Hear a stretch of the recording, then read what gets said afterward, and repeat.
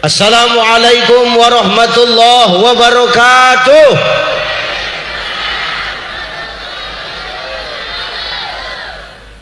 Alhamdulillah, alhamdulillahillazi anzala as-sakinata fi qulubil mu'minin.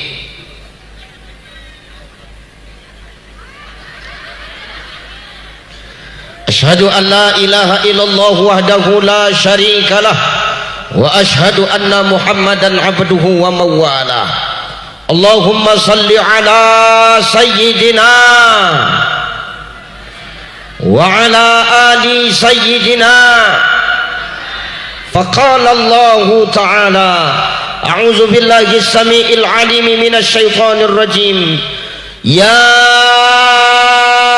ayyuhan nasu inna khalaqnakum min dzakarin wa unsa waja'alnakum syu'uban wa qabaila lita'arafu inna akramakum 'indallahi atqakum innallaha 'alimun khabir. Wa qala ta'ala min suratil ukhra fabi ayyi ala'i rabbikuma tukadziban. Wa qala an-nabi innallaha la yanzuru ila suwarikum wa amwalikum walakin yanzuru ila qulubikum wa a'malikum. Sadaqallahul azim wa sadaqan nabiyyul karim wa nahnu ala zalika minas syahidin wasyakirin walhamdulillahi rabbil alamin. Sehat bu, sehat bu, Masya Allah. Ini yang hadir ibu-ibunya luar biasa. Tengok, ya Allah, ramai. Tanda-tanda datangnya kiamat kata Rasulullah. Yang paling aku ngeri kemari apa Ustaz? Ku lewat di simpang kuntilanak tuh. Ini kalau sempat keluar barang tuh mampus juga aku kan. Ya Allah, betul ngeri kali kampungmu ini, sumpah. Tapi insya Allah di hari jadi Pasir Emas yang ke 31, mudah-mudahan ini menurunkan keberkahan buat kampung desa Pasir Emas nih. Masih capek? Masih lah. Apa yang buat Ustaz capek? Nenek-nenek ini entah apa duduk di depan. Cantik-cantik nah apa duduk di depan. Nenek itu pula duduk di depan. Makin capek awak. Ustaz ngejek kami yang udah tua. Oh tidak, justru aku mau ngomong yang tua itu adalah orang-orang yang sudah mengikut kepada perkembangan zaman. Biar tahu kau, orang tua inilah yang sudah ngikut perkembangan zaman. Kenapa Ustaz? Nah sekarang ini zamannya metik tanpa gigi.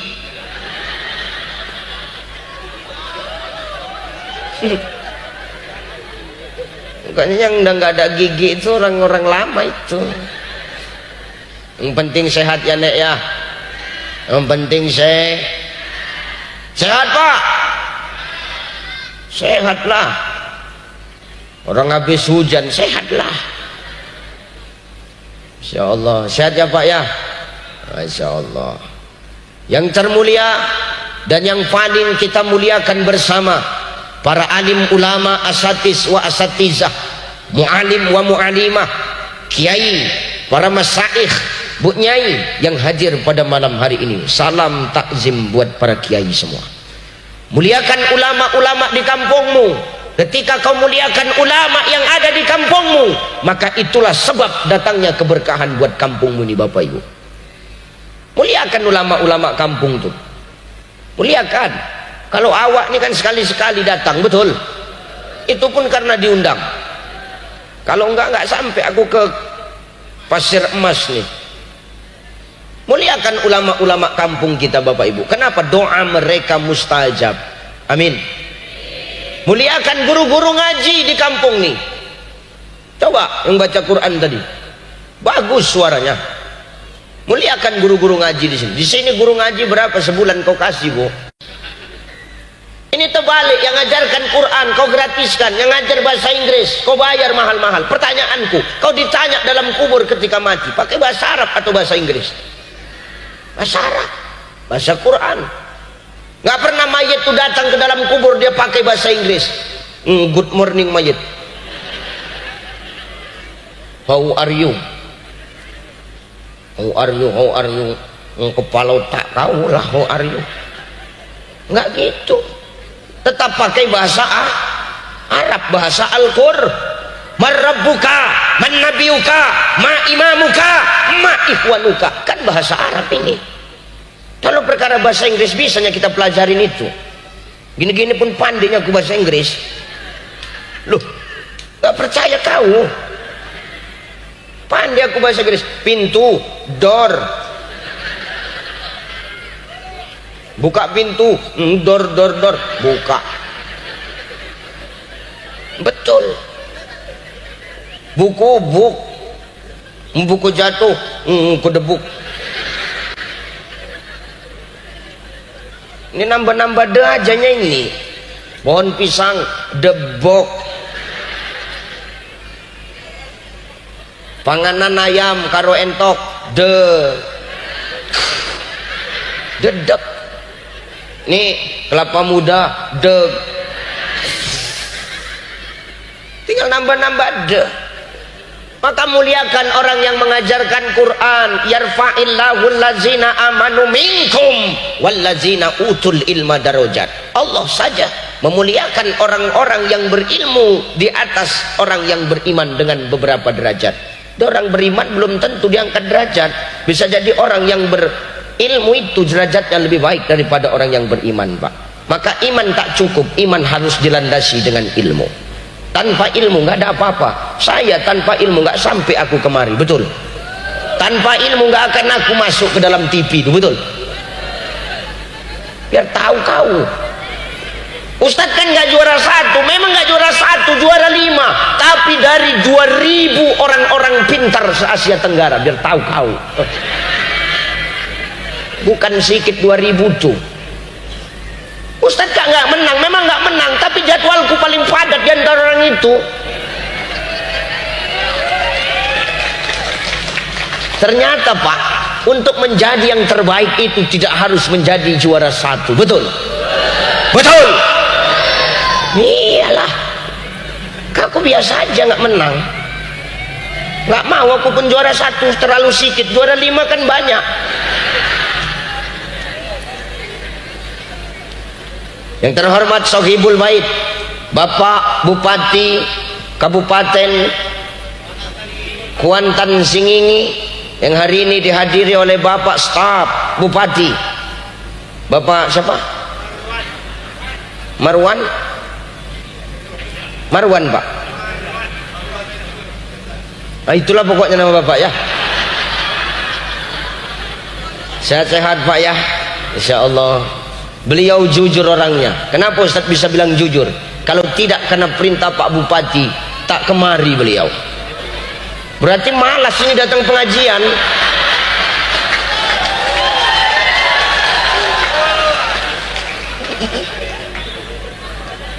Syukur diperintah, kalau enggak tidur dia ini. Udah tahu kali aku, alah. Sehat-sehat Pak Staf ya, Masya Allah. Terhormat Bapak Camat, calon mati. Sama jasnya warna hijau sama warna karpet tuh. Sehat-sehat Pak Camat ya. Sebelahnya Pak Dan Ramil. Sehat-sehat Pak ya. Semana udah siap ngepam TPS? Insyaallah ya. Semana enak ngepam TPS? Capek kan? Makanya nggak mau aku. Gajinya cuma 1.200.000, itu pun kerja setengah mati. Bagus aku sejam ceramah gajian. Siapa yang ngomong gratis tadi tuh? Kalau memang gratis biar aku tutup ceramahku ini.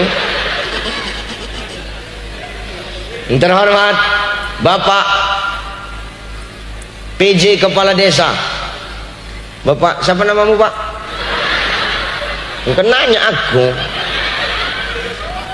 Nah, ya bapak itulah. Yang terhormat para kiai ya, insyaallah para panitia yang sudah mengundang saya dari lama. Dari berapa bulan itu? 3 bulan ya Pak, Masya Allah. Akhirnya bisa kesampaian kemari.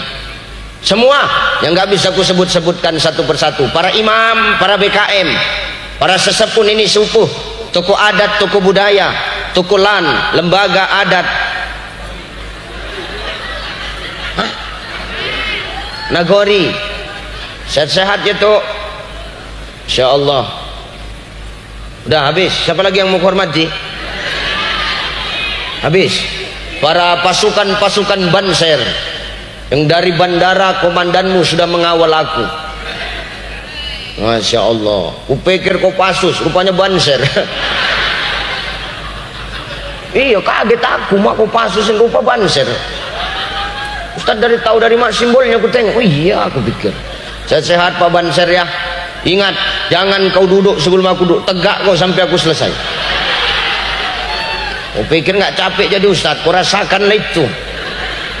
Sehat-sehat abang-abang Banser. Semangat, takbir. Insya Allah. Semua yang tak bisa kusebutkan satu persatu, anak-anak hadro, anak-anak pencak silat, Masya Allah. Terus lestarikan budaya Indonesia ini adik-adikku. Nah, ini pandai-pandai. Enggak maksudku di sana.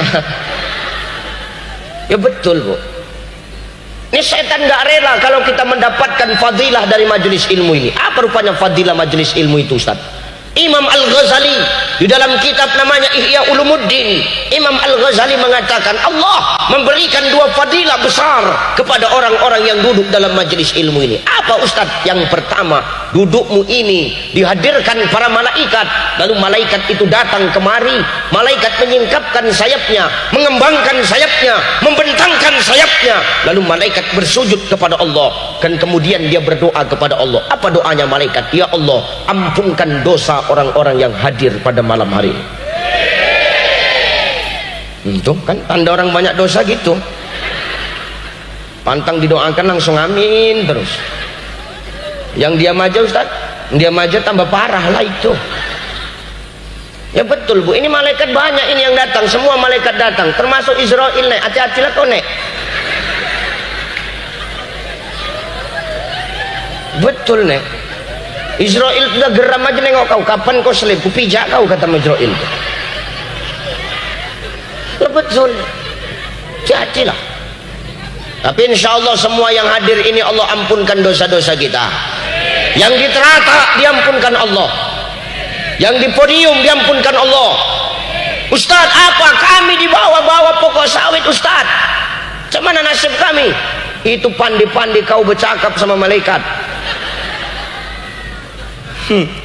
Insya Allah kita semua diampunkan Allah. Dosa yang mana yang diampunkan Allah Bu? Dosa yang kecil-kecil.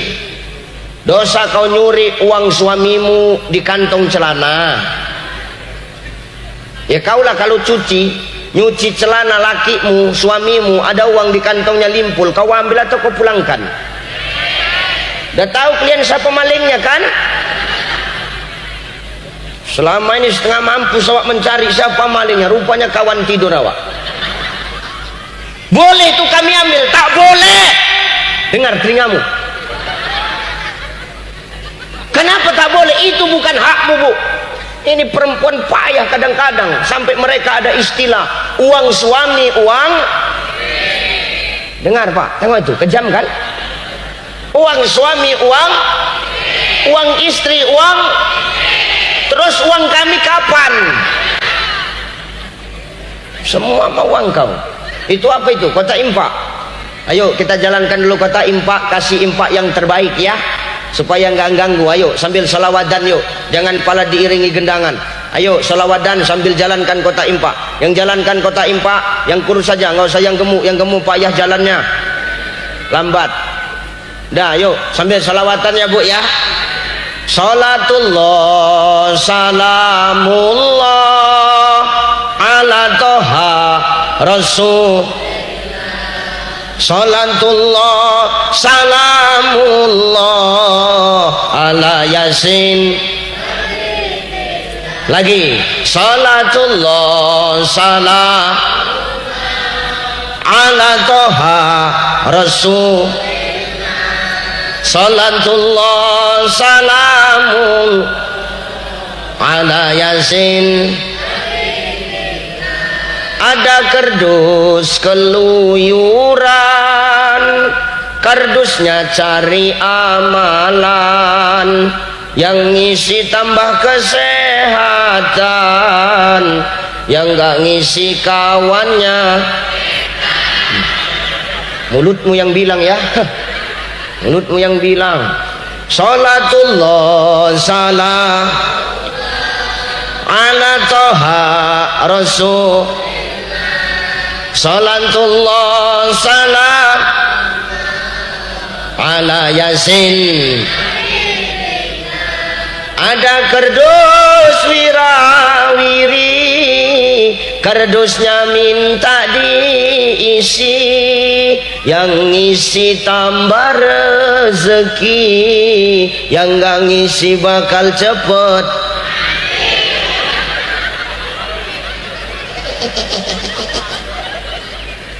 Salatullah salam ala toha rasul. Salatullah salam ala yasin.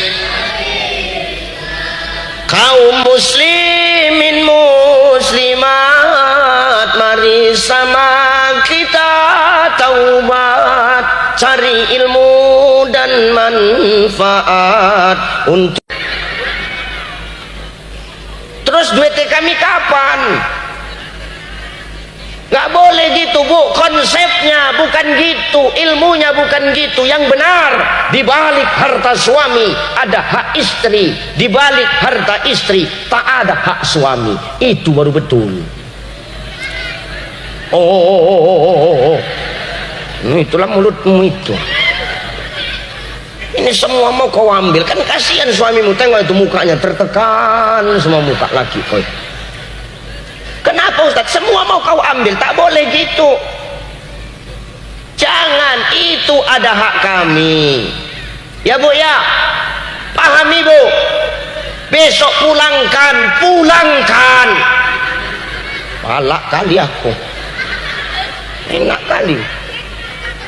Tapi Ustaz, tapi saya pribadi pak ya, ini saya pribadi, hartaku semua atas nama istriku kubuat kok. Kenapa Ustaz takut sama istri? Tidak, karena aku sayang sama dia. Rumah atas nama istri, mobil atas nama istri, aset-aset lain atas nama istri. Kenapa Ustaz berani semua atas nama istri? Karena itu warisan mama dia.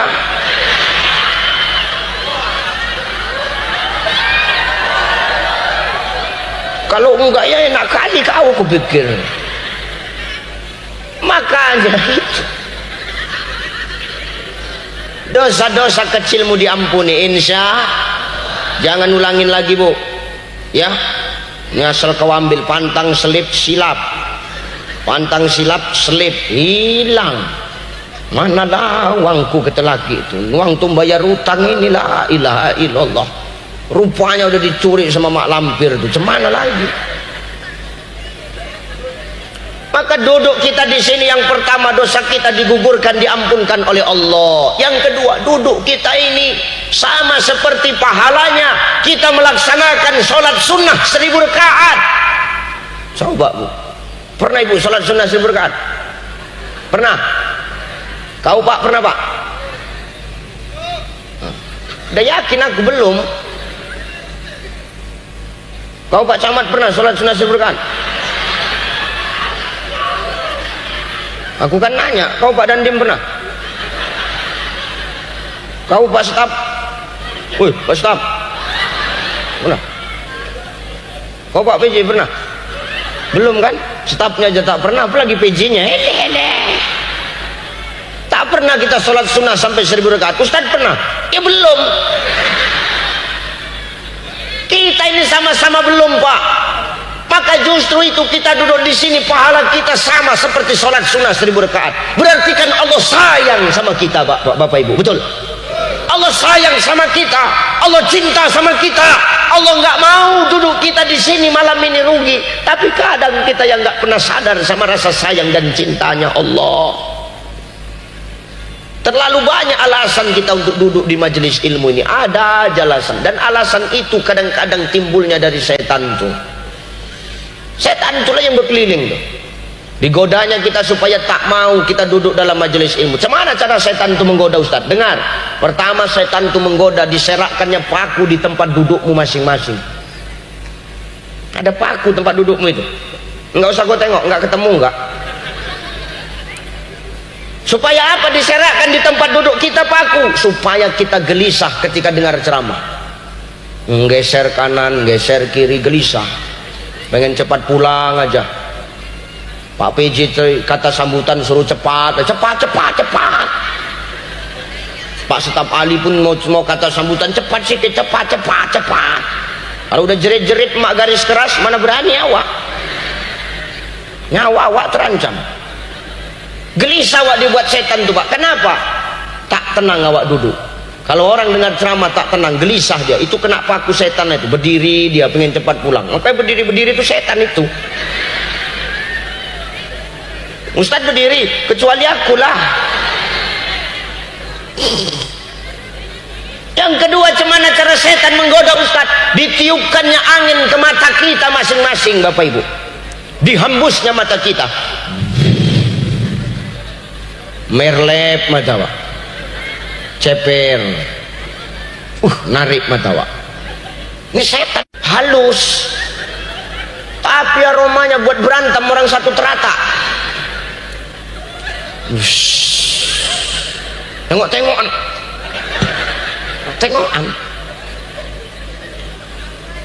Yang ketiga, ada model angin yang sudah ditahan-tahan, tapi dia tetap keluar. Namanya angin yang keluar dalam keadaan terpaksa.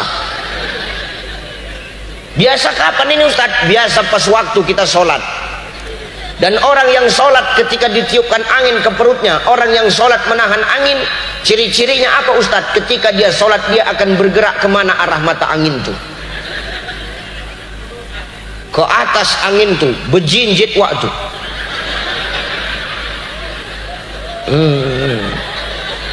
Suwi tenan imamnya ah. Wah eneng tenan pikiranin ndang cepet nopo. Ke kanan angin, ke kanan dia.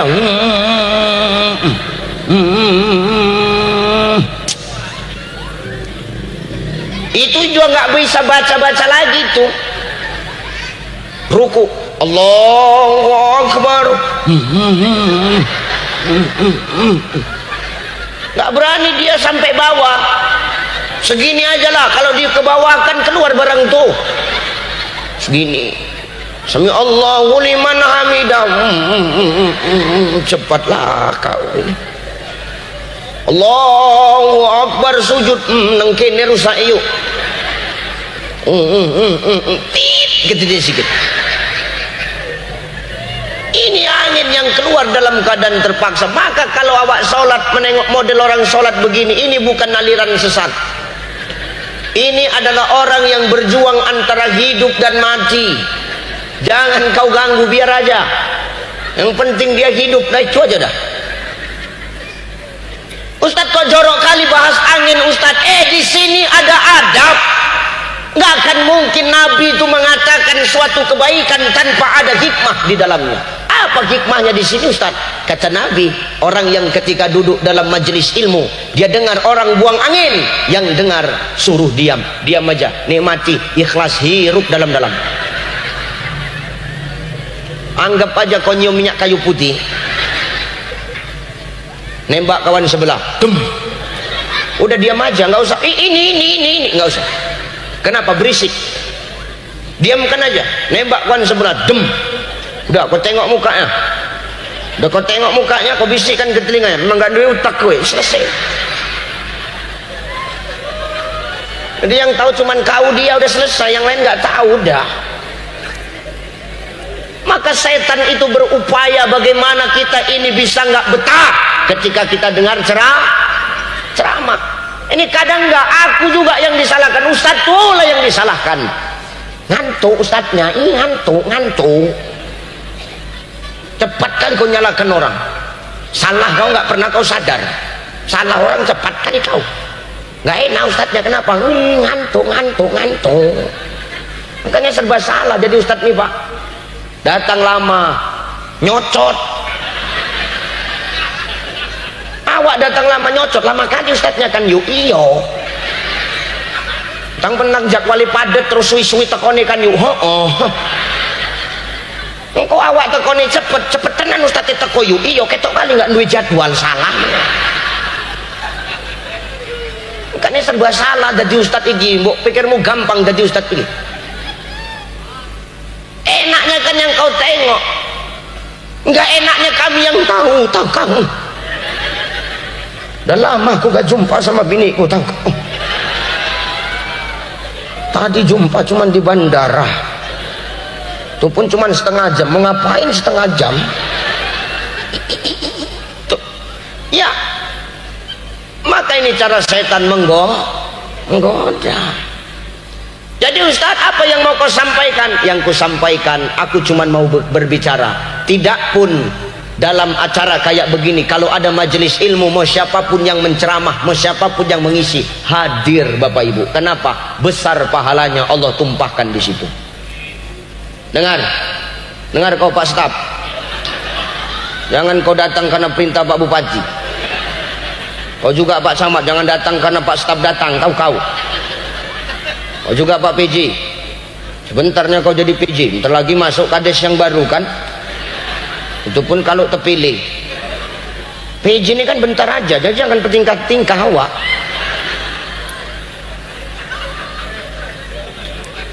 Lancip kali mulut Ustaz tuh, salah siapa kau ngundang aku? Nah, kalau udah kayak gini nampaknya cukup sekali aku diundang ini nampaknya. Allahu Akbar. Ya, jadi apa Ustadz yang mau kau sampaikan di hari jadi ke-31 Desa Pasir Emas ini? Yang pertama Bapak Ibu, untuk mencapai sebuah kebahagiaan dunia dan akhirat dengan ucapan rasa syukur, ternyata kebahagiaan itu harus diraih salah satunya dengan seni. Dengan apa? Dengan apa? Seni. Apa Bu? Apa Pak? Seni. Kenapa harus seni Ustadz? Iyo harus kudu dengan seni. Bukti nendi? Tuh tengok, Rasul ketika hijrah teko Mekah nang Medina. Rasul iki aku nek ngomong Jawa ngerti? Enggak, ada yang enggak, jangan ibu bohong. Jawa semua. Enggak, adalah bahasa Indonesia sajalah. Aku wong Jawa ngertinya, aku ngomong Jawa yuk. Aja sepele sampean karo aku. Mikirmu aku nggak iso mali-mali, iso aku mali-mali. Rungokno, rungokno kupingmu Mbah. Simak. Ya, payah Mbah iki. Pokoknya asal koncone guyu, walaupun nggak ngerti guyu ae lah. Ya. Rungokno Mbah. Mbah. Yuk. Ternyata kebahagiaan dan kejayaan itu diraih dengan seni Bapak Ibu. Mana buktinya? Perhatikan. Ketika Rasul hijrah dari Mekah ke Madinah, diusir Rasul dari Mekah, Rasul hijrah ke Madinah. Rasul berangkat bersama dengan kaum Muhajirin, disambut di Madinah dengan kaum Ansor. Disitulah letak kejayaan Islam ketika Islam berada di Madinah, Bapak Ibu.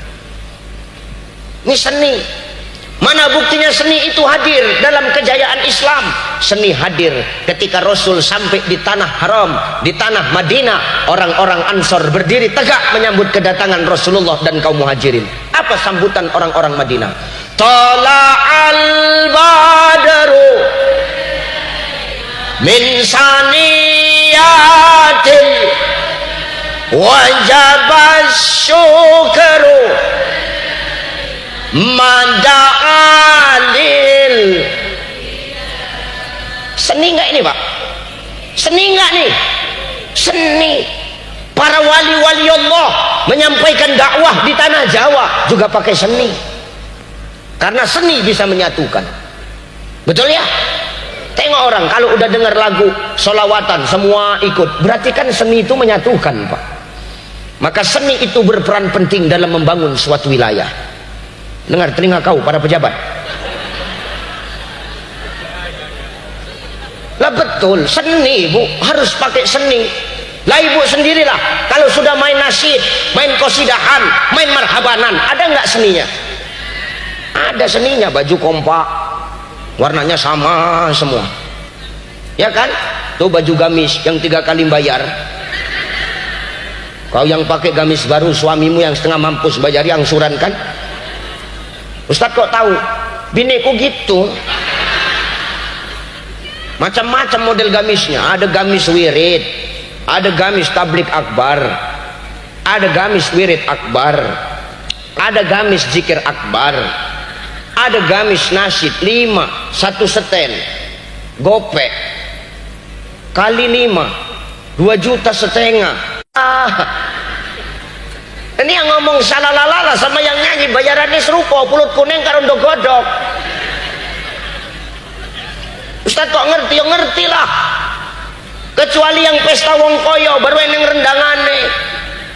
Ngerti lah ibu-ibu, nek wis ndelok rendang, oh dipilih sam paling gede dilebokno nang jero tas.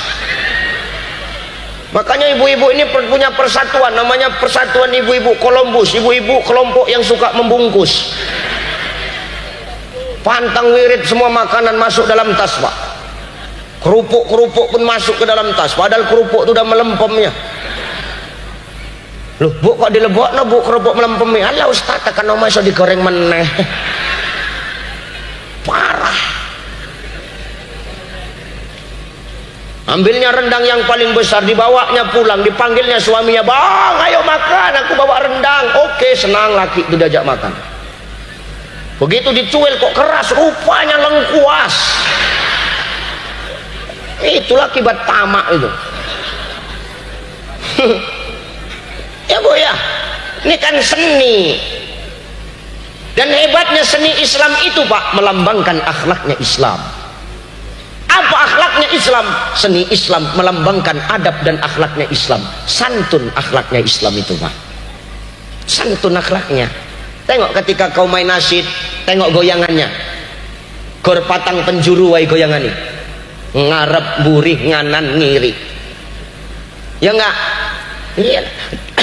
Dari dahulu hingga sekarang kaum wanita gemar berdandan nganan ngiri meneh, berhias diri ngarep meneh, berbusana rapi ngono ae sampai mampus ngene ngarep buri nganan ngiri.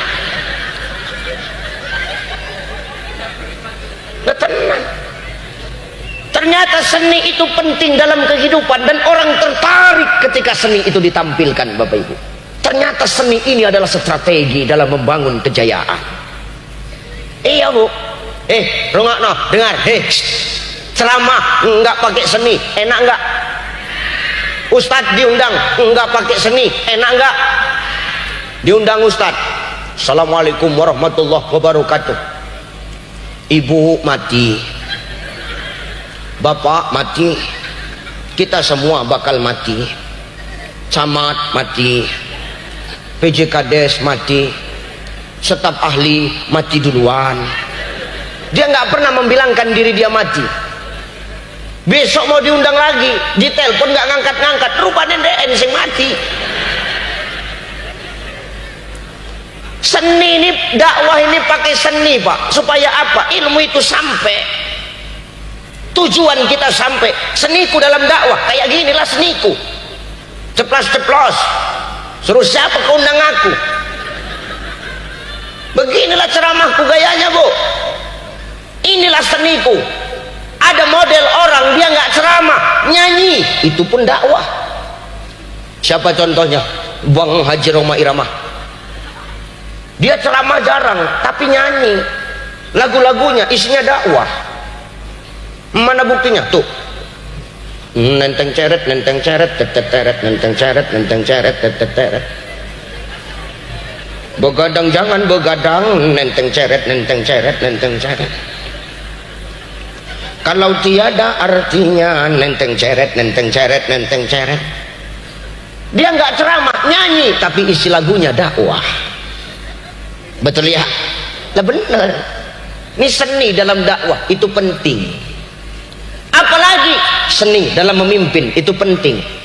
Kau simak ini para pejabat-pejabat. Kau jangan main handphone aja kau mat.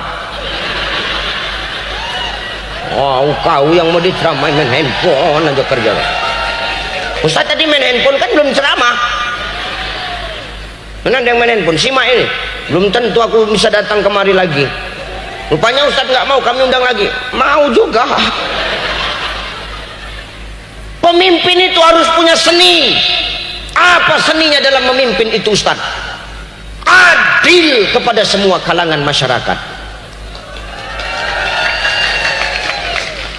Apa seni dalam memimpin? Adil. Bagaimana pemimpin yang mempunyai seni? Pemimpin yang mempunyai seni adalah pemimpin yang ngerti apa maunya masyarakat, bukan pemimpin yang terus-terusan mau dingerti masyarakat. Ini seni, Pak. Namanya pemimpin itu pelayan. Tajam kali mulut Ustaz. Terserah pemimpin, kalau sudah dilantik harus siap kau dilantak. Kalau jadi pemimpin nggak siap dilantak, nggak usah jadi pemimpin. Betul? Puas kalian?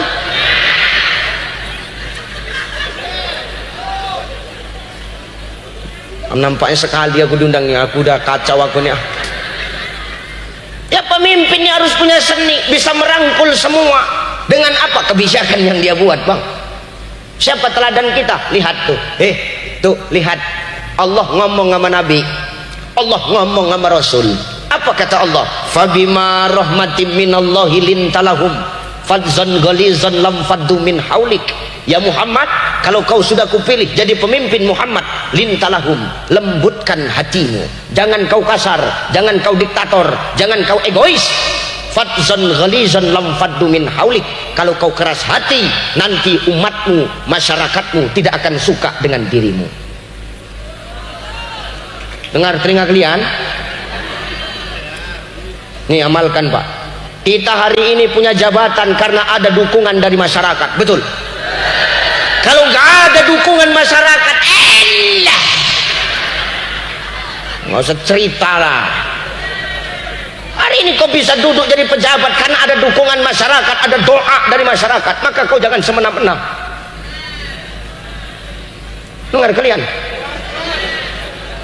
Jangan pilih-pilih, jangan pilih-pilih bagi BLT, bagi PKH, jangan kau pilih-pilih orangnya. Enggak, aku ini cerita kampungku, bukan ini ya.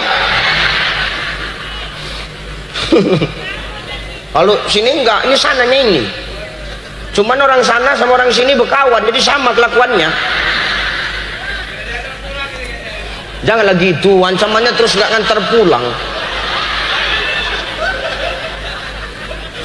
Ancamannya terus nggak ngantar pulang. Lah kalau gitu doa aja lah gue, daripada nggak diantar pulang aku.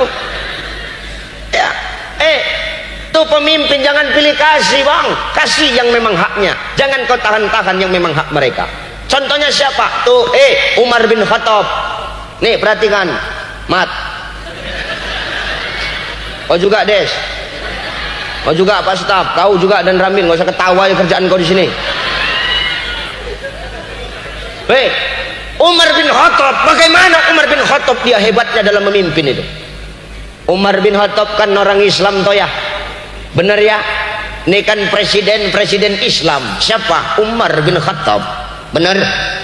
Bener ya? Bener. Satu hari datang orang Yahudi.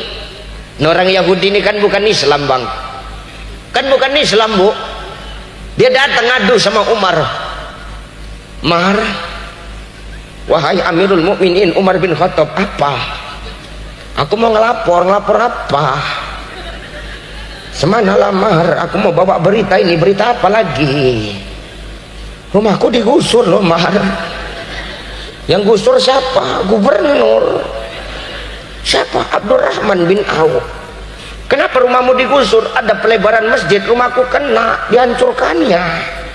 Padahal rumahku baru dapat bantuan bedah rumah, Mar. Itu pun semalam karena ada caleg yang datang, Mar. Baru dapat bedah rumah, itu pun batu sepotong. Baru seminggu dibedah, dah dihancurkan lagi, Mar. Cuman solusinya, Mar? Jangan nangis kau, kata Umar. Jadi apa solusinya, Umar? Kau ambil tulang itu. Diambilnya tulang, Pak, Bu. Sini tulang itu. Tulang itu diambil, dihunuskannya pedangnya. Digarisnya tulang itu dengan pedangnya Umar bin Khattab. Nih, kau bawa pulang. Jauh-jauh aku datang, Umar. Cuman kau kasih balung toh. Gowo balik, enggak usah kakan cocot, gowo balik.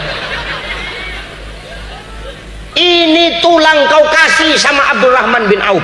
Enggak usah banyak cakap kau. Ini, iya, tulang. Kau sekali lagi tanya, aku pijak kepala kau ya. Pigi. Datangnya Gubernur Abdurrahman bin Auf, Pak. Abdurrahman bin Auf, apa? Nya dapat titipan dari Umar, apa? Tulang.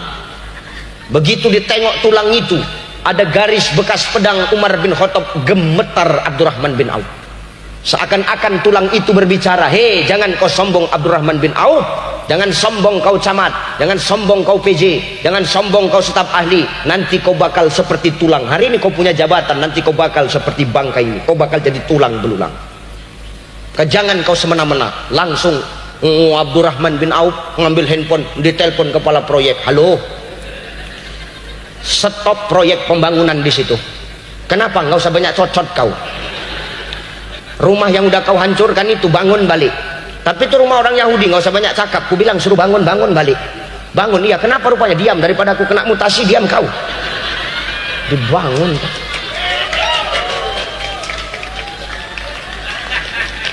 Bijaksana nggak Umar bin Khattab? Bijaksana, padahal yang datang bukan orang Islam, Pak, tapi dia tetap memberikan keadilan. Inilah yang dikatakan sebagai pemimpin yang adil, tidak tajam ke bawah dan tidak tumpul ke atas, tapi sama rata dalam memberikan keadilan kepada masyarakatnya. Betul? Maka seni, jangan kau ada maunya baru kau baik-baik sama masyarakat. Jangan kau pikir masyarakat ini seperti daun salam. Tahu daun salam? Orang mau menggulai, orang mau menyemur, dicarinya daun salam tuh supaya apa? Wangi semur tuh. Begitu matang semur tuh, dimakan nggak daun salam tuh? Dibuang.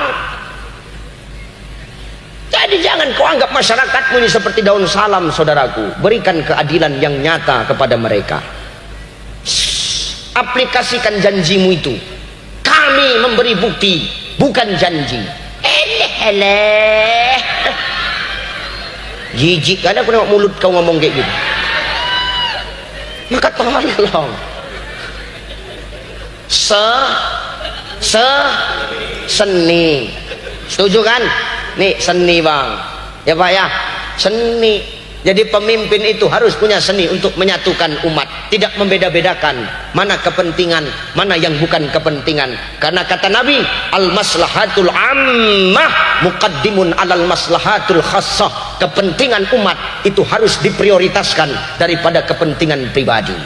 Nih, Allahu Akbar. Maka seni itu penting untuk merekatkan ukhuwah. Semua pakai seni, Pak. Di rumah tangga pakai seni. Di rumah tangga, supaya rumah tanggamu akur, adem, ayem, pakai seni, Bu. Oke, sampai jam. Aku nengok jam pun salah. Ini sampai jam berapa? Sampai jam berapa? Sampai pagi. Kau enak dengar mulutku koyak.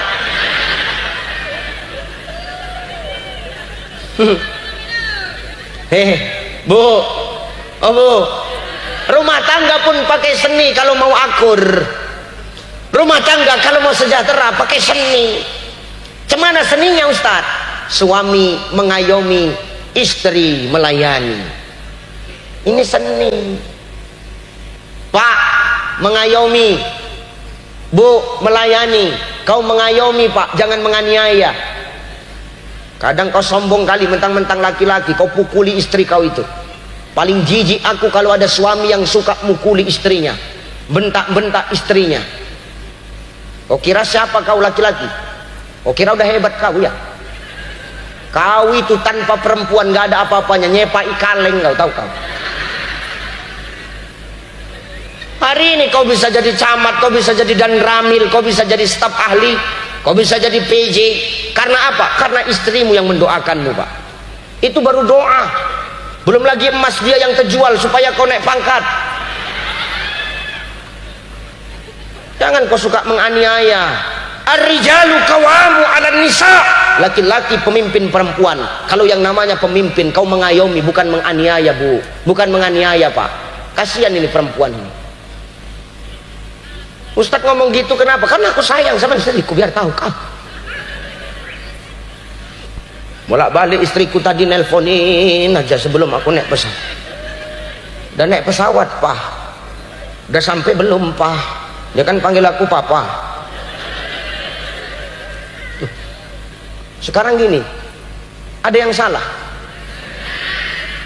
Istri siapa? Istriku kan. Jadi kok sibuk kali mulutmu. Rupanya Ustadz nggak boleh romantis. Boleh dong, Nabi aja romantis kok. Dia panggil istrinya, ya Humayrah, wahai pipi yang kemerah-merahan. Kan lembut panggilan ini, Pak, karena Aisyah itu merah pipinya. Binikmu pun merah juga, Pak, tapi merah habis kau taboin. Itu Aisyah merah pipinya, maka dipanggil sama Nabi dengan sebutan ya Humayrah, wahai yang kemerah-merahan. Alah Ustadz, itu kan istri Nabi. Istriku hitam, Ustadz. Kalau istrimu hitam jangan kau panggil, woi GSS, sini kau. Tak boleh. Jadi Ustadz, kau cari bahasa Arab hitam. Apa bahasa Arab hitam? Aswadun, hitam. Panggil dia dengan sebutan ya Suwaidah, wahai yang kehitam-hitaman. Kan enak, Pak. Biniku putih, Ustadz, cari bahasa Arab putih. Apa? Abyadun, putih. Panggil dia ya Baydiyah, wahai yang keputih-putihan. Berarti binimu penyakitan. Ustadz, apa biniku kalau udah undangan jidatnya merah, pipi kanan kuning, pipi kiri hijau. Cemana manggilnya? Panggil dia ya lampu lalu lintas. Lain-lain pula warnanya. Kan enak kalau manggil gini, Pak. Cara kita jangan semena-mena, wahai laki-laki sama istri kita. Tanpa doa istri kita nggak bisa sesukses ini. Saya bisa berdiri di tempat ini tidak lain dan tidak bukan karena doa dari istri saya, Bapak Ibu. Nah betul, Bu. Betul, Pak. Makanya jangan kau sakiti istrimu. Aku paling nggak suka kalau ada suami yang suka menganiaya istrinya. Sakit kali rasanya hatiku, biar tahu kau. Diteleponnya aku tengah malam, halo assalamualaikum AA. Dia kan panggil aku AA. Ku jawablah waalaikumsalam Waalaikumsalam dedek. Ku bilang, oh apa? Aku dipukuli Sarah. Itulah ku bilang, dia cuma menang ganteng. Tak apa kau dulu nggak mau sama aku. Ku bilang, kalau kau mau sama aku kan nggak ku pukuli kau. Tapi AA yang nggak mau. Aku bukan nggak mau sama kau. Ku bilang, bulu mata kau sebiji itu 10 juta. Ku bilang, kalau sempat aku nikah sama kau, berapa kali ceramah lah baru dapat bulu mata kau. Aku bilang, itu pun sebelah. Aku bilang, kalau ceramah di luar sana sekali ceramah dapat, di sini kan nggak tahu lagi. Ya benar tuh. Maka jangan sakiti perempuan kita, Pak. Suami ini nggak ada apa-apanya kalau nggak ada istri. Betul, Bu? Oh, dengar telinga kau itu, Pak. Mana lebih kuat, suami atau istri? Suami atau istri? Si istri lebih kuat. Makanya obat kuat untuk suami. Kenapa? Karena ini kita cuman jiwa, cuman fisik kita yang kuat. Fisik kita kuat, tapi jiwa kita lemah, Bapak Ibu. Fisik kami kuat, Bu, tapi jiwa kami sebenarnya lemah. Coba tengok pas sakit. Beda sakitnya laki-laki, beda sakitnya perempuan. Perempuan walaupun dia sakit, kau tetap bisa melayani suamimu. Betul, Bu? Dengar telingamu, Pak. Istri kalau sakit tetap bisa memasakkan untuk suami dan anak-anaknya. Betul? Istri kalau sakit dia tetap bisa mengurus anak-anaknya. Betul? Beda dengan kita suami kalau udah sakit. Tengok, Bu, suamimu kalau udah sakit macam bocah. Tengok suami ini, orang ini kalau sakit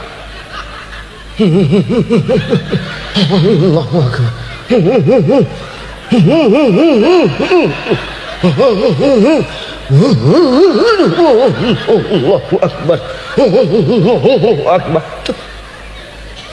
Nanya bininya, sakit kau bang? Sakit lah, udah tahu sakit nanya lagi kau. Ku buatkan sop ya bang biar selera makan. Nggak mau. Kenapa? Pahit. Ku buatkan bandrek ya bang biar enak mulutnya. Enggak. Kenapa? Pahit. Jadi abang mau apa? Kawin mau. Makan, mau minum, mau kawin cepet. Gitu pun istri tetap sayang sama kita. Sakit abang ya bang, sini bang, tidur di pangkuanku bang, kulus-lus, dilus-lusnya kepala awak. Didoakan awak sama istri awak sehat lah bang ya. Jangan abang sakit-sakit bang. Apalagi kalau sempat abang mati, janganlah dulu bang. Utang kita masih banyak bang. Kalau abang mau mati nanti tunggu lunas ya bang ya. Kalau udah lunas abang mau mati, ikhlasnya aku bang ya. Tidurlah abang ya, cepat sehat abang. Diusap-usapnya kepala awak. Dan diusap-usapnya kepala awak, nyanyi istri awak di situ. Bila Israel datang memanggil, oh laki kau sehat terus. Maksud kau apa nyanyi lagu itu katanya? Dah sehat aku dah kata dia. Maka kita suami tanpa peran seorang istri kita ini nggak ada apa-apanya pak. Jangan kau semena-mena. 50 juta sebulan ku kasih sama dia Ustaz. Jangan sombong. Mau 100 juta yang kau kasih sama istrimu pak, demi Allah tak bisa mengobati rasa sakit mereka ketika melahirkan anak-anakmu. Betul bu? Sakit melahirkan tuh. Jawab, sakit melahirkan tuh. Dengar pak, pedih, kapok. Inilah bandalnya perempuan. Dibela tak tahu kau dibela. Sakit-sakit, perih-perih. Hajatmu 3 tingkat dibanding kau mengandung, melahirkan, mengandung lagi, melahirkan lagi. Itu adalah kerja kau tiap tahun. Mengandung, melahirkan. Maka seni dalam rumah tangga, tugas suami mengayomi, bukan menganiaya. Jangan sok hebat kita, walaupun kita kepala rumah tangga, tapi tanpa peran seorang istri kita nggak akan ada apa-apanya pak. Betul? Muliakan. Kau pun bu jangan sok paten. Kau kadang sok hebat, jijik aku nengoknya. Kau wanita, tahu definisi wanita? Wanita itu wajibnya menata, bukan mengatur. Kau kebanyakan mengatur daripada menata. Tahu kau? Betul itu kan pak? Suka kali ngatur. Ini nampaknya selesai ceramah pulang ke rumah berantem lagi bini. Wanita itu wajibnya menata, bukan ngatur. Palak kali aku nengok. Memang surga di bawah telapak kakimu bu. Di telapak kaki kau yang ada surga. Telapak kaki kami para suami nggak ada. Tengok telapak kaki kau pak, ada surga. Kutu air yang banyak, tengoklah. Surga memang di bawah telapak kakimu. Tapi ingat, kau tidak akan masuk ke dalam surga tanpa kunci surganya. Dan yang punya kunci surga itu kami suami, kau. Maka jangan kau suka ngelawan sama laki kau, tahu kau. Jangan lemes sekali mulutmu. Jangan kejabiran mulutmu, tahu kau. Merepet nyocot aja kerjaan kau. Kalau kita tengok bibir perempuan tuh tebalnya bibirnya kan, udah tebal bebincu, seharusnya kan berat dia. Cuman kalau udah nyocot ringan aja ku tengok. Apalagi biniku pak harahapu macam knalpot bocor modelnya. Taulah kau harahap tuh. Lama-lama ku sumpal kau pakai selop mulut kau ku bilang. Ya betul bu. Makanya kau jangan suka melawan sama suami. Walaupun di telapak kakimu ada surga, kau nggak akan masuk ke dalam surga tanpa kunci surga. Maka wajar, apa kata Imam An-Nawawi? Imam An-Nawawi Al-Bantani mengatakan, Imam An-Nawawi menjelaskan, apa kata Imam An-Nawawi? Tidaklah diterima amal ibadah 10 golongan. Siapa dia yang 10 golongan? Salah satunya para istri yang apabila dia sakiti hati suaminya, tapi dia nggak mau minta maaf, sebelum dia minta maaf sama suaminya, tidak akan diterima amal ibadahnya oleh Allah.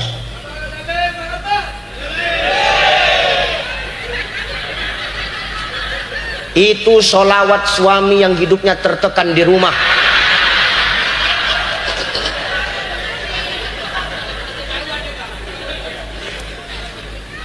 Sebelum kau minta maaf, ketika kau sakiti hati suamimu, kau nggak minta maaf, nggak akan Allah terima amal ibadahmu sebelum kau minta maaf. Maka mulai malam ini kau minta maaf dan saling memaafkan kepada pasangan kita. Ustaz taunya cuma ngomong, rupanya Ustaz buat, ku buat bu. Sampai tadi malam ku buat, kalau mau tidur aku minta maaf sama biniku. Kenapa Ustaz? Ketika tidur nggak ada jaminan besok kita bakal bangun pak. Makanya doanya bismika Allahumma ahya wa amut, dengan namamu ya Allah aku hidup dan aku mati. Berarti tidur itu sedang merem. Tidur kita sedang mati, makanya doa bangun tidur cemana? Alhamdulillahillazi ahyana ba'dama amatana wa ilaihin nusyur. Segala puji bagimu ya Allah yang sudah menghidupkan aku setelah aku mati, ba'dama amatana wa ilaihin nusyur, dan kepadanya kehendak itu kembali. Berarti kalau kehendak itu kembali sama Allah, ada dua kemungkinan di sini. Yang pertama, bisa jadi besok kita bakal bangkit lagi. Yang kedua, bisa jadi besok kita nggak bangkit-bangkit lagi. Maka mulai malam nih amalkan itu bu, sebelum Ramadan datang gugurkan dosa kita sama pasangan. Tak maaf kau. Oh bang, apa? Banyak salahku malam ini bang. Sering kali aku marah-marah ya bang. Banyak kali salahku sama abang. Memang banyaknya salah kau kata laki. Sering kali kau tidur mantati aku. Padahal tiap malam hujan, tapi kau nggak berpikir kau. Tak maaf. Kalau sudah istri minta maaf, kau pun juga jangan sok kali kau pak. Kau maafkan, macam manusia nggak bersalah kau. Aku minta maaf kok. Oh pak, kata istri, iya mi, maafin Umi ya. Kalau satu hari ini Umi ada salah sama papa, iya. Rupanya salah apa? Jujur ya, apa jujurnya, ngomong aja nggak apa-apa. Aku bilang, Umi diam apa? Diam pesen gamis lagi.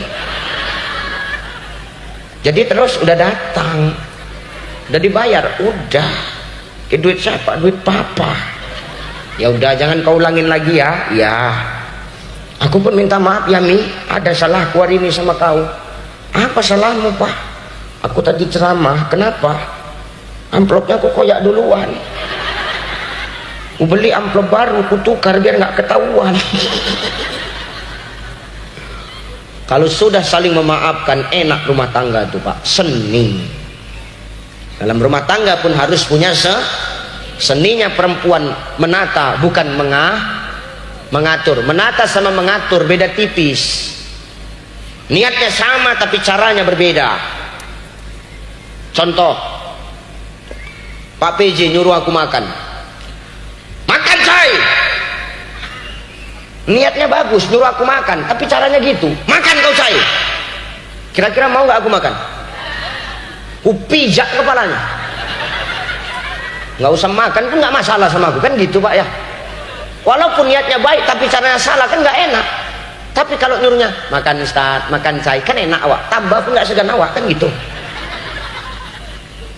Itu kalau menata bagus-bagus, mengatur suka-suka awak, walaupun niatnya sama, itu nggak boleh. Ibu menata bukan mengatur. Contoh, azan subuh, hayya 'alas shalah,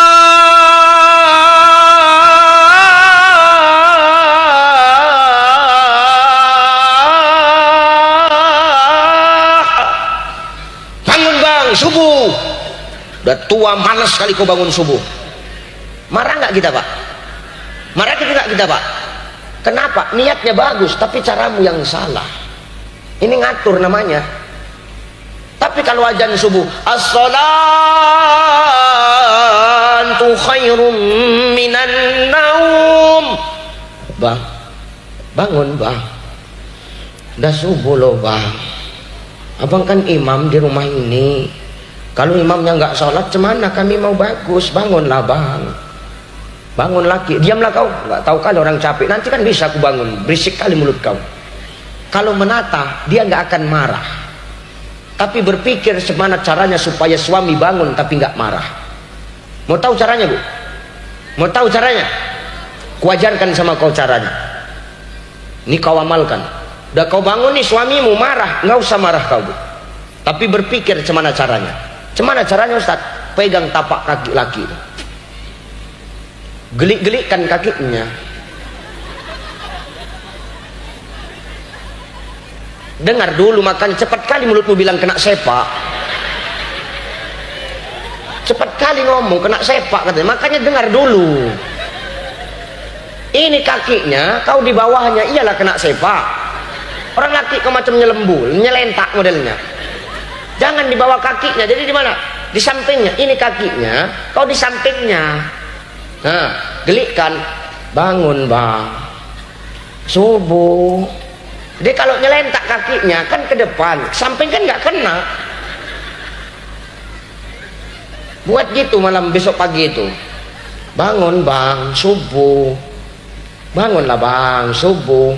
Nggak terasa Ustadz, kenapa? Tebal kali kapalannya. Nggak terbangun, digelikan tapak kaki. Pindah, naikkan sedikit. Kemana? Ke betis. Gelikkan betisnya. Bangun bang, subuh bang. Bangunlah bang, subuh.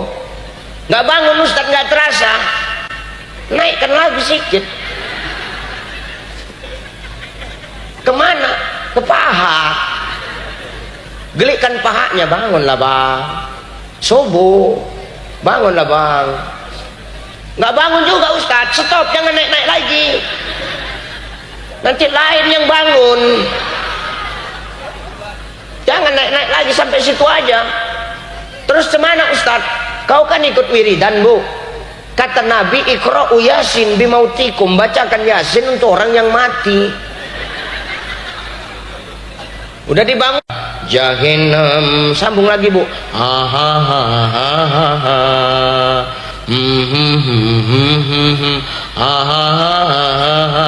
Itu sampai zuhur gitu aja.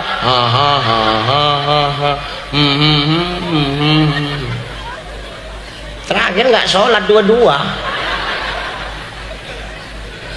Ini seni pak, pakai cara bagus, caranya tidak menyakiti. Inilah seni dalam rumah tangga. Ingat, kau mengatur, kau menata, bukan mengatur.